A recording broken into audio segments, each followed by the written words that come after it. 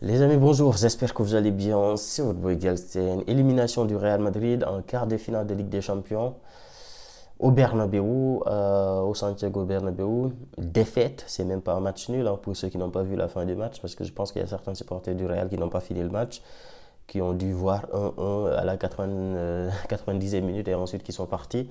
On a perdu ce match. On a eu une défaite à domicile face à Arsenal. Donc ce qui fait dans l'ensemble des deux matchs 6-1. Non, 5-1, pardon.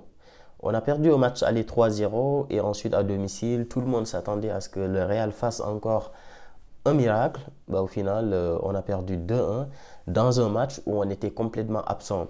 En fait, ce que montre cette double confrontation-là, c'est tout simplement que le Real n'a pas le niveau de cette Ligue des Champions. Le Real n'a pas le niveau de la Ligue des Champions de cette année.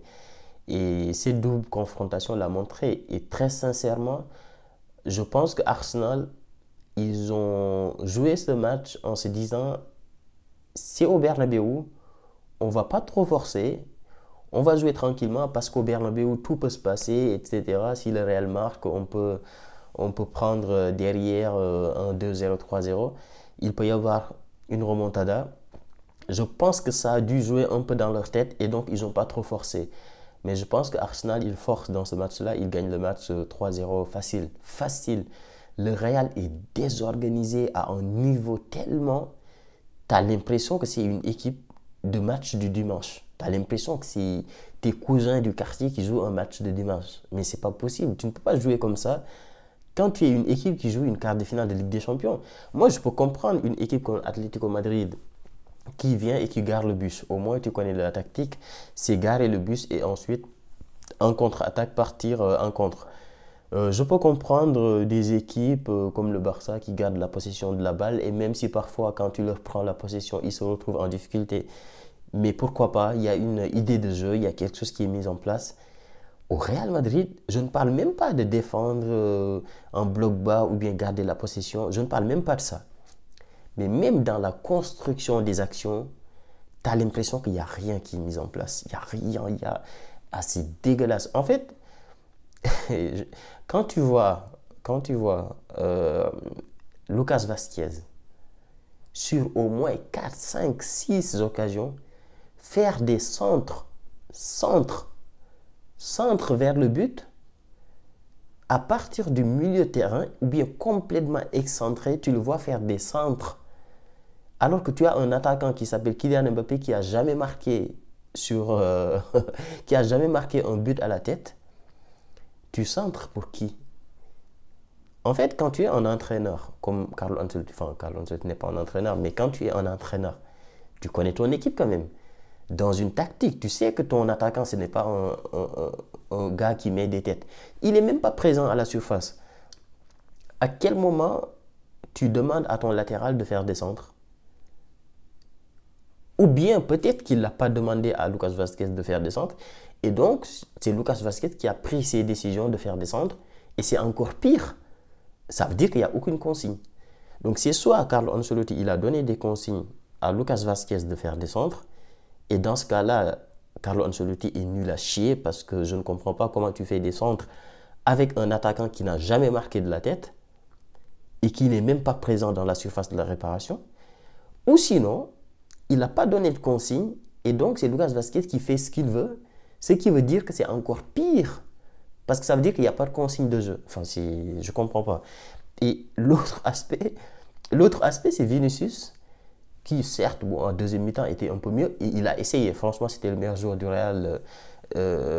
Mais quand tu as un Vinicius, la seule tactique de Vinicius, rappelez-vous du match. Est-ce qu'il y a une seule occasion de Vinicius où il y a eu un 1-2 avec un joueur? Je ne sais même pas s'il existe une passe entre Vinicius et Mbappé. Il n'y a pas de 1-2, il n'y a rien. La tactique, c'est que Vinicius, tu prends la balle, tu cours, tu essaies de dribbler et ensuite toi aussi tu centres. Les centres de Vinicius, à la limite, c'est des centres à ras-terre. Donc peut-être Kylian Mbappé qui passe à côté ou bien Rodrigo qui passe à côté, qui met son pied et ensuite qui peut marquer. Mais c'est ça que le Real jouait. C'est Vinicius qui court et qui centre. Vasquez qui reste au milieu de terrain et qui envoie des ballons dans l'attaque, dans la surface de la réparation pour un attaquant qui n'a jamais marqué. Et cerise sur le gâteau, Mbappé qui se prenait pour Toni Kroos et qui revenait au milieu pour faire des transversales. Ça, c'est le Real Madrid d'aujourd'hui. À quel moment une équipe qui a un entraîneur joue comme ça? À quel moment une équipe qui a un entraîneur joue comme ça? Ça n'existe pas. Bellingham, les gars, il faut qu'on parle de Bellingham. Non, parce que je veux bien les comparaisons, Bellingham, Pedri, etc. Mais je suis désolé, si on compare deux milieux de terrain, Bellingham n'a pas un cinquième du niveau je parle de milieu de terrain. Bellingham n'a pas un tiers du niveau de Pedri au milieu de terrain. C'est même pas pareil, c'est même pas la même galaxie en fait. Bellingham, il joue des matchs du quartier et Pedri, il joue la Ligue des Champions. En termes de niveau au milieu de terrain, je suis désolé, mais c'est pas pareil. Non, c'est pas pareil. Bellingham, à la limite, si tu dis ok, il n'est plus milieu de terrain, c'est un attaquant, ok, dans ce cas-là, il est attaquant, il met ses buts, tu le laisses en attaque. Mais tu ne peux pas être classé au milieu de terrain et on ne te voit jamais au milieu de terrain. Tu es classé au milieu de terrain, on ne te voit jamais au milieu de terrain. À chaque fois, tu es à l'attaque, tu es en train d'attendre des centres, tu cours à l'attaque. Quand les milieux de terrain se replient pour faire du marquage, pour faire un bloc, éviter les occasions d'Arsenal, on ne voit pas, il est devant. En fait, Bellingham, c'est un imposteur. Un imposteur, c'est en gros un gars qui se prend pour ce qu'il n'est pas. Ça veut dire quoi? Ça veut dire que Bellingham, quand tu regardes des résumés de matchs du Real Madrid, tu vois qu'il a marqué, tu te dis ok. Tu vois, sur certaines actions, il revient défendre. Tu te dis, wow, c'est incroyable, Bellingham, il ne fait que défendre. Mais je suis désolé, Bellingham, il ne fait pas que défendre. Bellingham, il a une très mauvaise défense. Il a une façon de défendre qui est dégueulasse. Tout simplement, tu sais ce qu'il fait Bellingham? C'est qu'en gros, il marche. Et à un moment donné, il s'énerve. En mode, le Real Madrid, il n'y a personne qui... Il s'énerve et ensuite, il attaque, il court. Une course hyper intensive pour essayer de faire un marquage et ensuite souvent il fait une faute très souvent grave. Parfois il récupère la balle et ensuite il court. Et s'il ne récupère pas la balle, s'il fait une course intensive et qu'il n'arrive pas à récupérer la balle, il marche. Il se met à marcher tranquillement et personne ne lui dit rien. Mais ça, c'est pas du football. Le football, c'est pas tu fais des courses hyper intensives, après tu es fatigué, après tu marches. Après, il y a une autre action, tu refais une course intensive et après tu marches encore. C'est pas ça le football, c'est pas des courses intensives, marche. Course intensive, je marche. Et Bellingham, c'est ça, c'est défense. Quand on dit que Bellingham a fait une défense incroyable, un tacle incroyable, etc., c'est souvent ça. C'est souvent, il marche pendant 10 minutes, il fait une course hyper intensive pour faire un tacle, et parfois il récupère la balle, c'est vrai. Parfois il ne récupère pas, il marche. Mais ça, c'est pas du football. Le football, c'est que tu essaies d'avoir un niveau constant pendant tout le match. Tu cours. Et c'est pour ça, souvent, il est fatigué. Souvent, vous le voyez, il est en train de marcher, il a la bouche ouverte, il est fatigué, il est énervé. Mais je suis désolé, mais Bellingham, il faut qu'on en parle. Bellingham, le niveau qu'il affiche là depuis un bon... Sinon, c'est dégueulasse. Et en plus de ça, il est énervant. Il est devenu plus énervant que Vinicius, parce que Vinicius, avant, il parlait beaucoup. Mais Bellingham, maintenant, il fait ce qu'il veut. Mais franchement, dans ce match-là, il prend un carton rouge, c'est mérité. Hein. Le moment où il balance, je ne sais pas quel joueur, là, tu lui donnes carton rouge, c'est totalement mérité. À quel moment tu fais ça? Ça sert à quoi? Tu joues une demi-finale. Il n'y a pas de faute sur toi. Il n'y a aucune action, il n'y a rien. Bah, si tu es nul à chier et que tu as pris un 3-0, ce n'est pas la faute de l'arbitre, ce n'est pas la faute des autres. C'est ta faute toi-même. Pourquoi tu t'énerves? Enfin, bref. Non, Bellingham, moi, il commence à m'énerver. Franchement, il commence à m'énerver parce que très souvent, on a un milieu à 3. Bellingham, Tchouaméni, Valverde. Tchouaméni, ce n'est pas un bon milieu de terrain, ce n'est pas un milieu de terrain technique qui est capable de faire des passes dans des petits espaces. Valverde, il a besoin d'espace, pareil, c'est pas un gars qui va jouer. Et Bellingham, il joue en attaque. Ce qui fait qu'on joue avec deux milieux et après, on perd complètement le milieu. Et le milieu, on se fait bouffer. On se fait bouffer, manger au milieu. Oh, c'est dégueulasse. Dégueulasse, le Real Madrid. La seule satisfaction de ce match, la seule satisfaction, le seul truc qu'on peut être content, c'est le fait qu'on a perdu. C'est le fait qu'on a perdu 4-0 au match aller et qu'on a perdu, enfin 3-0 au match aller, on a perdu au match retour. Parce que je pense que si tu faisais match nul à la fin de ce match-là, c'est grave, mais tu commences à trouver des situations atténuantes. Oui, on n'a pas perdu à domicile, ok. Non, mais là, match aller 3-0, match retour 2-1, là, Pérez, il n'a pas le choix. Là, le président du Real Madrid, il n'a pas le choix. On a vu tous aux yeux du monde que Carlo Ancelotti n'a plus le niveau pour coacher cette équipe. Et j'espère vraiment qu'il va y avoir des changements à profondeur. J'espère vraiment que cette élimination-là va être une occasion de changer beaucoup de choses. Déjà, changer de coach, ça c'est sûr et certain. Mais changer également beaucoup de choses. Lucas Vazquez, c'est gentil, merci, ciao. Luka Modric, c'est gentil, merci, ciao. Les trois devant,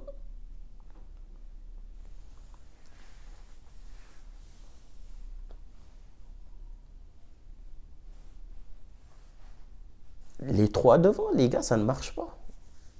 En fait, le problème qu'on a au Real Madrid, tu as Mendy intouchable, Valverde intouchable, Bellingham intouchable. Trois joueurs intouchables. Devant, Rodrigo intouchable, Mbappé intouchable, Vinicius intouchable. Après, tu vas corriger en défense, tu vas mettre un latéral en plus, peut-être Arnold qui va venir. Côté gauche, peut-être tu vas recruter. Mais je suis désolé, moi je ne crois pas au milieu. Tchouaméni, Bellingham, Valverde, j'y crois pas. Avec les trois devant, ce milieu-là, je n'y crois pas. Et le problème, c'est que si ces trois joueurs-là restent, si l'année prochaine, Bellingham, Tchouaméni, Valverde restent, si devant, t'as Rodrigo, Mbappé, Vinicius également restent, bah, ils vont jouer. Les six vont jouer. Et tu vas repartir avec la même équipe. Et je suis désolé, j'y crois pas. Je ne pense pas que le Real, c'est juste un problème d'entraîneur. Je sais qu'il y a certains qui pensent que le Real, c'est juste un problème d'entraîneur. C'est un très gros problème d'entraîneur. Ça, c'est sûr. C'est peut-être 60% du problème. Mais ce milieu Bellingham qui joue presque attaquant et qui fait ce qu'il veut sur le terrain, qui descend pas, qui marche, qui fait ce qu'il veut. Et même si Bellingham est au niveau, supposons Bellingham revient à son niveau prime. Mais je suis désolé, le milieu Bellingham, Tchouaméni, Valverde, je n'y crois pas. Je n'y crois pas. Il y a pas l'année dernière, ça a marché. Parce que déjà, devant, il n'y avait pas Mbappé, donc ils étaient deux. Et au milieu, on jouait à 4, avec Kroos, avec Toni Kroos. C'est pour ça que ça a marché. C'est pour ça que Bellingham, il jouait en attaque, tout le monde s'en foutait, il était à son niveau prime. Parce qu'il y avait trois autres milieux, et avec un Kroos niveau prime. Mais un milieu à 3, avec Bellingham dedans, qui joue attaquant presque. Un milieu Tchouaméni Valverde, je suis désolé, mais milieu Tchouaméni Valverde, avec tout le respect que j'ai pour les deux, ça ne joue pas au football. Ah non, c'est pas une équipe qui joue au football. Je suis désolé, c'est pour ça. J'ai envie de dire que faut faire des changements. Je ne sais pas si les trois devant, faut qu'au final, moi j'aime les trois. J'aime les trois. Mais si tu aimes le Real Madrid, je suis désolé, mais il faut que tu sacrifies un des trois. Il faudra sacrifier un des trois. Hein. Il faudra qu'un des trois parte. Oui, c'est triste. Je les aime tous les trois. Rodrigo, il a fait des choses incroyables pour le Real. Vinicius, il était là l'année dernière, il nous a fait gagner beaucoup de trophées. Mbappé, il vient d'arriver. Certes, bah, il n'a pas gagné beaucoup de choses, il a marqué des buts. Mais les trois devant, j'y crois pas. Les trois devant, avec les trois milieux que je viens de citer, je n'y crois absolument pas. Donc j'espère vraiment que cette défaite va être une occasion de changer des choses en profondeur. Certes, on sera triste. Franchement, moi, je serais extrêmement triste si Vinicius part. Je serais extrêmement triste si Mbappé part. Je serais extrêmement triste si Rodrigo part. Mais si tu aimes le Real Madrid, il faut accepter. Il faut accepter qu'un des trois parte. Il faut accepter. Hein. Sinon, il faut vraiment qu'il y ait un coach un coach de fou malade, genre type Luis Enrique, qui s'en fout complètement de ton statut et qui va te demander de faire les efforts, de descendre et faire des allers-retours, faire du marquage comme il l'a fait au PSG avec Mbappé à l'époque, avec Ousmane Dembélé. Et dans ce cas-là, si c'est un de ces joueurs-là n'accepte pas de le faire, il va se retrouver sur le banc. C'est aussi simple que ça. Donc les gars, je suis dégoûté, on est éliminé. Maintenant, il faut tout mettre sur la Coupe du Roi. On joue le Barça en finale. Ça sent, ça sent, ça sent l'année, l'année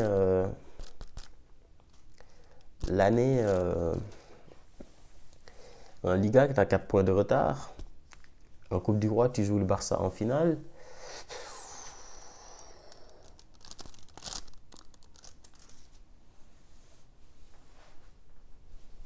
J'ai peur. Non, je vais pas vous mentir, j'ai peur. Bah oui, j'ai peur. Je peux pas te dire que j'ai pas peur. Ça va être très compliqué cette fin de saison. Ça va être très très compliqué. Bon, maintenant, ça sera Arsenal, PSG et Barça-Inter. Il faut juste espérer que Barça ne gagne pas cette Ligue des Champions. C'est tout ce que j'espère maintenant en Ligue des Champions.